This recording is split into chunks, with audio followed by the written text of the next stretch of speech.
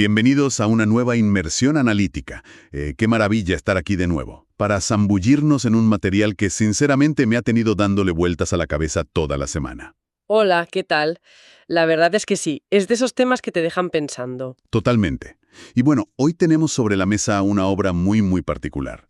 Es el libro Memorias de una joven que ya no es adolescente, publicado en 2023 por la autora colombiana Nancy Tejada Velázquez. Ujú. A primera vista, cuando hojeas las primeras páginas, podría parecer el típico diario personal nostálgico, pero de repente te das cuenta de que esconde una radiografía afiladísima de nuestra sociedad actual. Y fíjate que el formato que utiliza para lograr esa radiografía es justo lo que le da tanta fuerza a la obra. Ya, La historia nos sitúa en el año 2014 y nos presenta a Ivana Petrov, una periodista y escritora de 27 años. 27 años, una edad crítica, ¿eh? Totalmente. Pues Ivana, que por cierto es hija de un famoso editor llamado Pavel Petrov y de una madre hiperactiva en el mundo digital conocida como Elisabetta 366. Vaya nombre de usuario, me encanta. Sí, muy de la época. Pues Ivana toma una decisión bastante audaz. Decide rescatar del olvido su antiguo blog de juventud, que en su día se llamaba El Opinómetro Adolescente, Ujú. y lo rebautiza como Diario de un Opinómetro. Pero lo fascinante aquí no es solo el cambio de nombre. Claro, es el propósito, ¿no? Exacto. Su intención es utilizar este espacio digital para diseccionar la vida adulta. Pero, y esto es clave, sin los filtros ni las florituras que solemos ponernos. Claro, vamos a desgranar esto. La misión que tenemos hoy es extraer las reflexiones más agudas de Ivana sobre esos temas que, nos guste o no, nos tocan de cerca a todos. Eso es. Del amor, Que no podía faltar. para nada. Lo que vamos a observar es cómo un simple blog personal acaba convirtiéndose en un espejo brutal de la sociedad contemporánea, Ujú. sobre todo a través de sus acalorados foros de opinión. Es alucinante ver cómo los comentarios anónimos de la gente reflejan tantas realidades y prejuicios que, bueno, que normalmente no nos atrevemos a decir en voz alta. Y el recorrido que nos plantea el texto para quienes nos escuchan es inmenso y está lleno de contrastes. Sí, Para que la audiencia se haga una idea, hoy vamos a explorar desde por qué históricamente llevar pantalones llegó a ser un delito penado con la cárcel para la mujer. que es un dato loquísimo. Loquísimo, sí, hasta cómo la cocina funciona, de forma literal, como un algoritmo matemático para ordenar el caos emocional. Qué bueno. Y el clímax de esta historia nos llevará a ver cómo un foro de Internet llegó a colapsar por completo, registrando 5 millones de comentarios. Todo a raíz de un romance que nadie vio venir. Madre mía, 5 millones. Bueno, empecemos por un tema que, de una u otra forma, genera sudores fríos. La tiranía del reloj social y la temida barrera de los 30 años. Uf, la crisis de los 30. Esa misma. El texto nos sumerge en el choque de realidad que sufre Ivana al acercarse a esta edad. No es solo cumplir años, es esa lista de exigencias casi asfixiante que la sociedad moderna te pone delante. Claro, el famoso manual de la vida perfecta. Exacto. Parece que si no estás casado, no tienes hijos, no posees una casa propia y no has alcanzado la cúspide de tu carrera profesional antes de los 30, Has fracasado estrepitosamente. así te lo hacen sentir. Me pareció brutal cómo la autora describe esa sensación de cuenta atrás constante, como si llevaras una bomba de relojería en la espalda. Es que aborda un fenómeno sociológico que va mucho más allá de la simple crisis de edad. Ivana profundiza en el concepto de la maduración. Ujú. Y utiliza una metáfora de la naturaleza que a mí personalmente me parece reveladora para explicar por qué esta crisis golpea tan fuerte hoy en día. Lo de las águilas, ¿verdad? Sí, habla de las águilas. Resulta que las águilas empujan literalmente a sus polluelos fuera del nido, forzándolos a caer al vacío. ¡Qué vértigo! Ya te digo, pero lo hacen para que por instinto de supervivencia desarrollen la habilidad de volar. Ivana contrasta esta brutalidad necesaria de la naturaleza con nuestra época actual. Claro, la sobreprotección. Eso es. Ella argumenta que hoy en día a menudo se le da todo en bandeja de plata a la juventud. Esa sobreprotección retrasa la independencia vital Ujú. y provoca que el choque con la realidad, cuando finalmente llega a los 30, sea muchísimo más traumático. Claro. No hay músculo desarrollado para afrontar la caída. Estás en caída libre y no sabes abrir las alas. Exactamente. Y dentro de esa crisis, hay un pilar que sostiene gran parte de la ansiedad, que es el tema del matrimonio. Buf, un tema delicado. Muy delicado. Hay una anécdota en el libro que me hizo pensar muchísimo. Es la de una amiga de Ivana que decide casarse a los 40 años. Sí, me acuerdo. A través de este caso tan cotidiano, Ivana expone una hipocresía social evidente. El texto señala cómo, para los hombres, parece no existir una fecha de caducidad para sentar cabeza. Se percibe casi como una elección madura, ¿no? Como que él se ha tomado su tiempo. Exacto, el soltero de oro. Sin embargo, sobre las mujeres recae una presión asfixiante dictada por el reloj biológico y por ese estigma tan cruel de quedarse como solteronas. Es una palabra terrible. Terrible. Si no cumplen con los plazos que, al final, alguien más inventó. Y si conectamos esto con el panorama general, lo que la autora nos está diciendo es que el problema de fondo es la falta de identidad propia.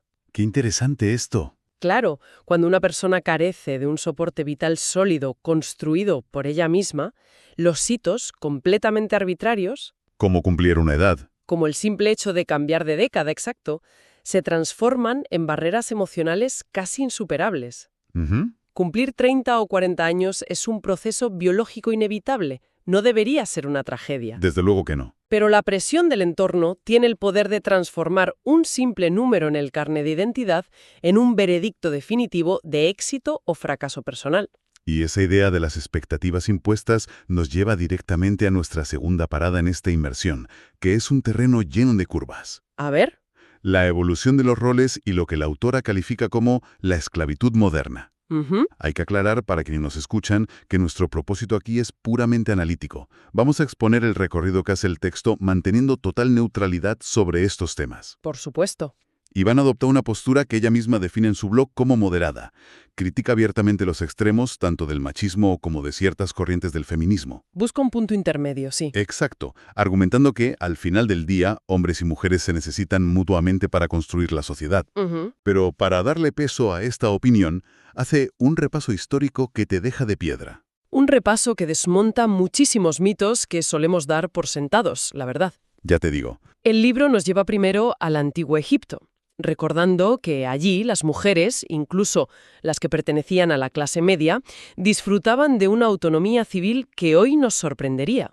sí, podían hacer un montón de cosas. Podían vender tierras, manejar su propio dinero y establecer contratos legales por sí mismas. Es alucinante, en el antiguo Egipto. Sin embargo, el texto señala el enorme retroceso patriarcal que supusieron Grecia y Roma. Claro, ahí cambió todo. A pesar de que estas civilizaciones adoraban a deidades femeninas poderosísimas de la sabiduría y la guerra, ¿Como Atenea? como Atenea, exacto, en la práctica relegaban a las mujeres de carne y hueso estrictamente al hogar, negándoles siquiera la condición de ciudadanas. Me parece fascinante esa desconexión, ¿verdad?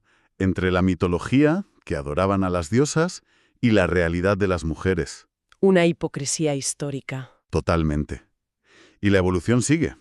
Al llegar a la Edad Moderna, el libro menciona una obra que fue, digamos, un superventas en su época. La perfecta casada, de Fray Luis de León. Sí, un clásico. Lo fuerte de este texto es que desanimaba activamente a las mujeres a leer cualquier cosa que no fuera la Biblia, Madre mía. argumentando básicamente que demasiado conocimiento las desviaría del buen camino. Así de claro. Tremendo. Pero el momento en el que la historia da un vuelco espectacular, según nos cuenta Ivana, viene provocado por algo tan terrible como las guerras y su impacto en la moda. Así, esta parte es muy curiosa. Con la incorporación masiva de las mujeres a las fábricas de armamento, la vestimenta tuvo que adaptarse por pura supervivencia. Claro, no podías ir con corsés y faldas inmensas a fabricar bombas. Imposible. Y aquí hay un dato que a mí me dejó boquiabierta. En 1890, en Francia, una mujer podía ir a la cárcel por usar pantalones. A la cárcel. Es que lo piensas hoy y suena a broma, pero era la ley. Es un dato que ilustra perfectamente el control sobre el cuerpo y la identidad, ¿no? Ujú. Y no se quedó en el siglo XIX. La obra recuerda que en 1915 la líder sindical y feminista Luisa Capetillo fue arrestada en Puerto Rico exactamente por el mismo motivo, Por llevar pantalones en la calle. por atreverse a caminar por la calle con ropa de hombre. Todo esto fue un proceso lento y lleno de resistencias, Claro. hasta llegar a figuras como Coco Chanel y a la normalización del cabello corto. Que eso también tiene su miga. Mucha miga, porque algo que hoy consideramos una pura elección estética empezó en realidad como una medida de seguridad pura y dura para que las trabajadoras no se enredaran el pelo en las peligrosas máquinas de las fábricas. Es decir, la moda naciendo de la pura necesidad de no morir en el trabajo. Literalmente. Y toda esta odisea histórica nos sirve de antesala para la gran conclusión de Ivana sobre la liberación femenina. Y aquí es donde la cosa se pone realmente interesante. A ver. Ella sostiene que la mujer moderna se enfrenta a lo que llama una doble carga. La famosa doble jornada. Exacto. Por un lado, ha conquistado el derecho a trabajar fuera de casa, compitiendo en el mercado laboral con el mismo nivel de exigencia que los hombres. Eso es innegable. Pero por otro lado, el texto denuncia que al cruzar la puerta de su casa, la sociedad y el entorno siguen esperando que asuma íntegramente el rol tradicional de cuidadora y gestora del hogar. Y el resultado de esa ecuación, claro, es un desgaste masivo. Insostenible, vaya. Esa carga casi insostenible en el hogar se entrelaja además con un mercado laboral que cada vez exige más y da menos. Ya te digo. Ivana ilustra esta explotación contemporánea con una investigación periodística propia, metiéndose de lleno en las entrañas de los call centers. Los centros de llamadas. Sí, y lo que descubre allí no es solo un trabajo exigente, sino lo que ella define como una auténtica pesadilla laboral moderna.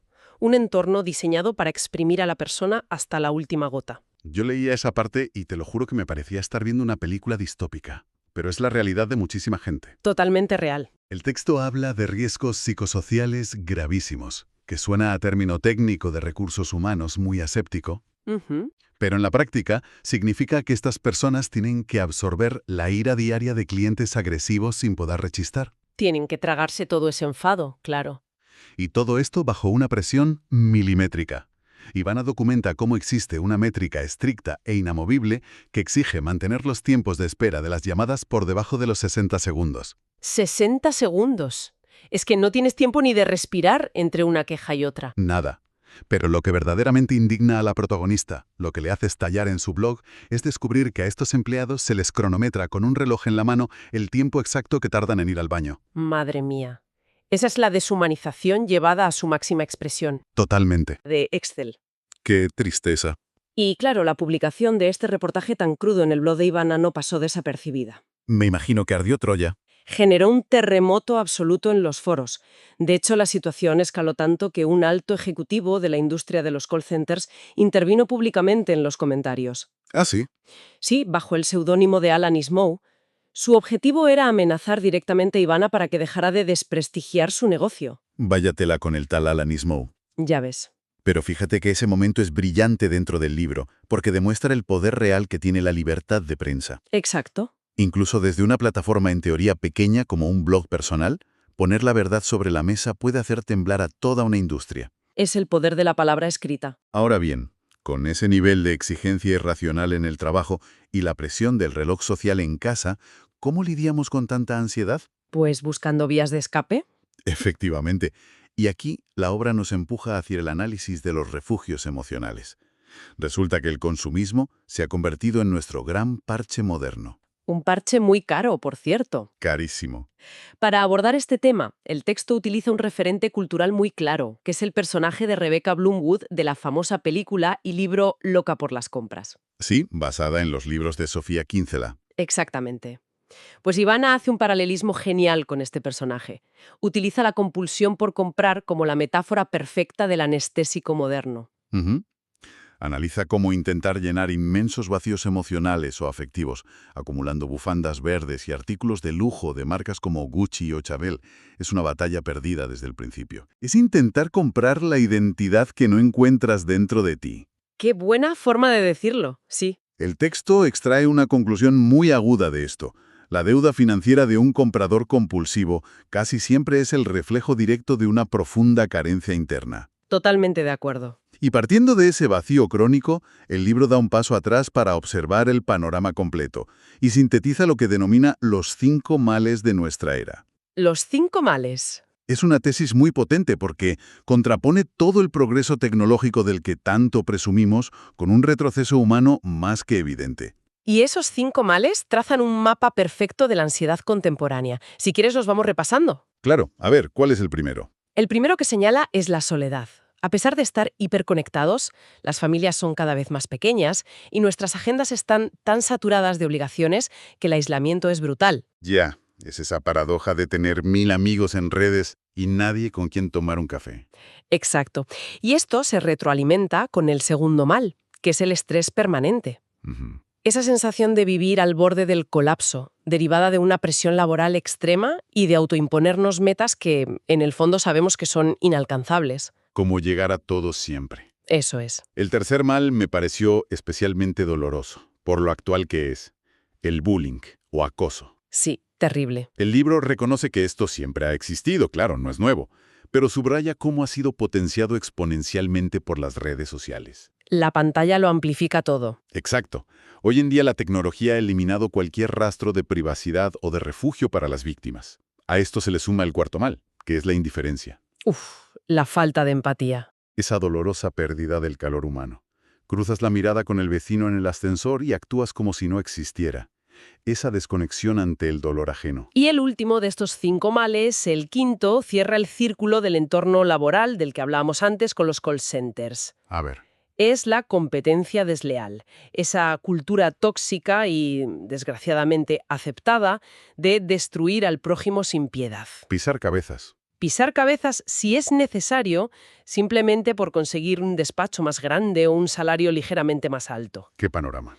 Frente a este panorama, Ivana reflexiona profundamente sobre un dilema fascinante, que es la tensión constante entre la verdad y la mentira en nuestra sociedad. Sobre esto, y de nuevo recordando a quienes nos escuchan que mantenemos la neutralidad que nos exige el análisis de la obra, el texto expone una idea que escuece un poco. A ver. La sociedad moderna a menudo prefiere abrazarse a una mentira cómoda antes que enfrentarse a una verdad que duele o que exige esfuerzo. Es más fácil mirar hacia otro lado. El libro detalla cómo diversas instituciones, ya hablemos de líderes políticos, medios de comunicación o incluso instituciones religiosas, ofrecen frecuentemente verdades a medias. Y lo preocupante no es solo que las ofrezcan, sino que las masas las aceptan y las consumen sin cuestionar absolutamente nada, con tal de no salir de su zona de confort mental. Esto levanta una cuestión vital sobre el pensamiento crítico, que tanta falta nos hace. La máxima que utiliza Ivana para resumir este fenómeno me parece brillante y, la verdad, digna de enmarcar. ¿Cuál es la frase exacta? Dice así: un texto sin su contexto es un pretexto para engañar. Qué buena. Y a no ser esclavos voluntarios de la ignorancia. Buscar la verdad suele ser un camino lleno de espinas, pero es el único que garantiza la libertad, ¿no? Sin duda. Menos mal que frente a todo este panorama, que a ratos parece bastante desolador con tantos males, la obra nos ofrece un salvavidas. Sí, un poco de luz. El libro presenta un antídoto inesperado contra tanta mediocridad, basado en la pasión, el arte y, aunque suene rarísimo, los algoritmos. Esto es muy curioso. Ivana no se muerde la lengua al confesar su tremenda frustración con la cultura de lo fácil. Lamenta cómo hoy triunfan los artistas que hacen playback en los conciertos. O el uso abusivo del autotune. Exacto, para camuflar la falta de talento. También habla de los libros que son puro marketing pero están vacíos de contenido, o la normalización de los escritores fantasmas. Y hay una frase suya, cargada de sarcasmo, que me hizo soltar una carcajada. Dice que la mala ortografía es una enfermedad de transmisión textual. ¡Qué ingeniosa!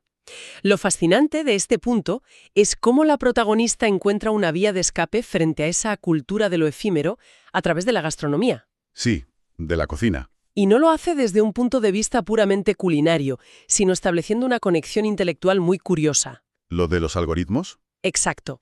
Ella relaciona la definición técnica y fría de un algoritmo informático con el acto cotidiano de seguir una receta de cocina. Qué interesante paralelismo. Básicamente se da cuenta de que ambos son lo mismo, una serie de pasos lógicos y finitos que, si los sigues al pie de la letra, te garantizan un resultado exitoso. Claro. Compara este proceso metódico de cocinar con su propio intento de poner orden en el caos de su vida.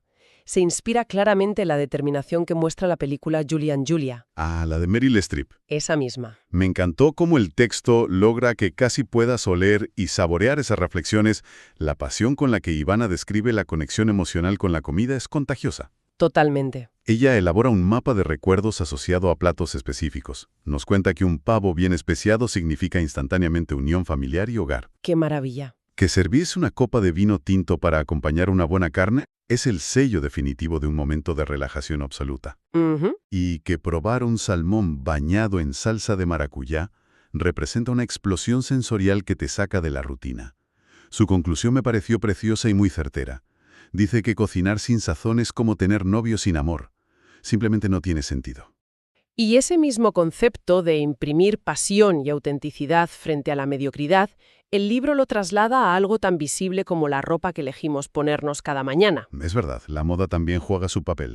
A través de referencias a formatos como el programa de televisión No te lo pongas o la dinámica de la película El diablo se viste a la moda, la lección que extrae Ivana es poderosa. ¿Qué nos dice? Argumenta que la vestimenta nunca debería ser un disfraz que nos ponemos para encajar en el molde de otros. Al contrario, debe ser una herramienta para comunicar quiénes somos realmente. Qué gran verdad. La clave está en que la ropa debe adaptarse a nuestro cuerpo y a nuestra personalidad, y no al revés, huyendo por completo de las exigencias irreales y casi tiránicas de la industria de la moda. Y tras explorar todas estas trincheras de la vida adulta, el trabajo, la presión social, el consumismo, la mediocridad, llegamos al giro final del libro. El gran final.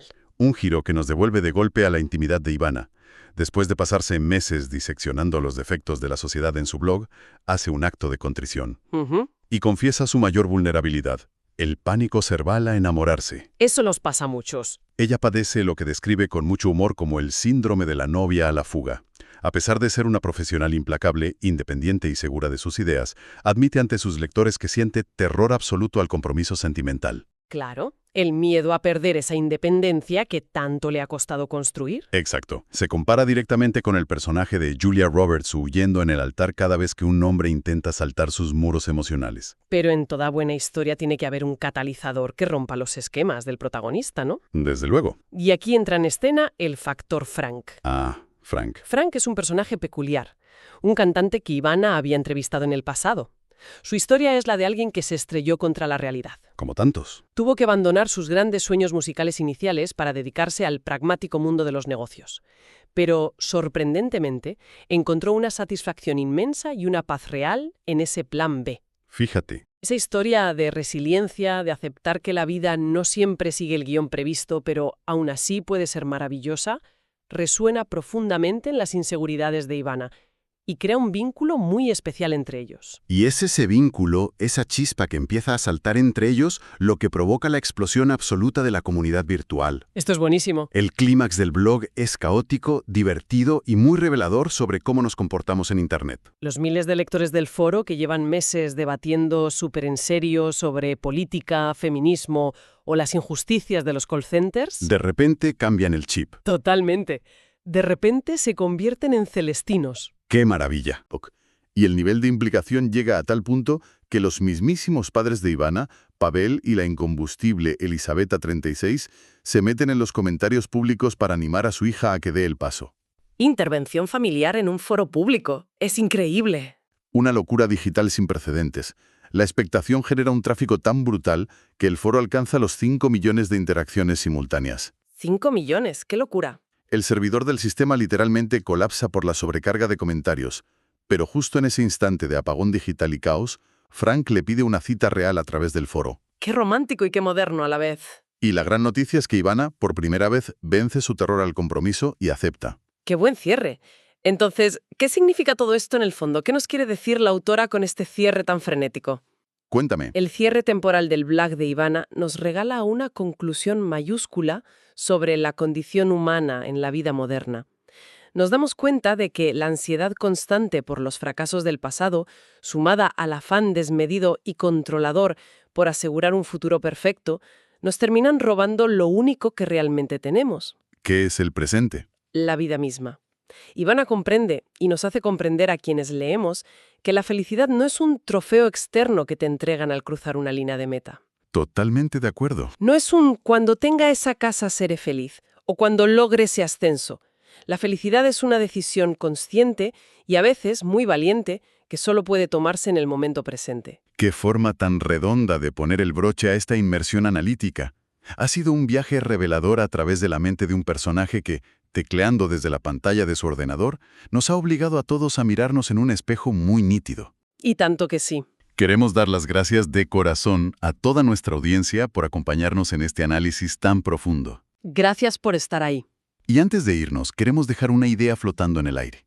Algo para masticar durante el resto del día. A ver. Si cualquiera de quienes nos escuchan, pudiera tener acceso hoy mismo a un registro escrito y detallado con todas sus opiniones, sus miedos y sus prejuicios más profundos de hace una década, tal y como hizo Iván al rescatar su blog adolescente, ¿qué sentirían al leerlo? Buf, es una buena pregunta. ¿Se sentirían orgullosos de la evolución personal que han tenido? ¿O por el contrario, descubrirían que en realidad no han cambiado tanto, sino que simplemente han sustituido unas expectativas sociales impuestas por otras nuevas y más sofisticadas? Da mucho que pensar. Vivimos en una era donde la huella digital hace que absolutamente todo quede registrado, para siempre, en algún servidor por ahí. Así es. Así que tal vez el mayor acto de rebeldía que nos queda como seres humanos sea, precisamente, permitirnos el absoluto y maravilloso derecho a cambiar de opinión. Nos escuchamos en la próxima. Hasta la próxima.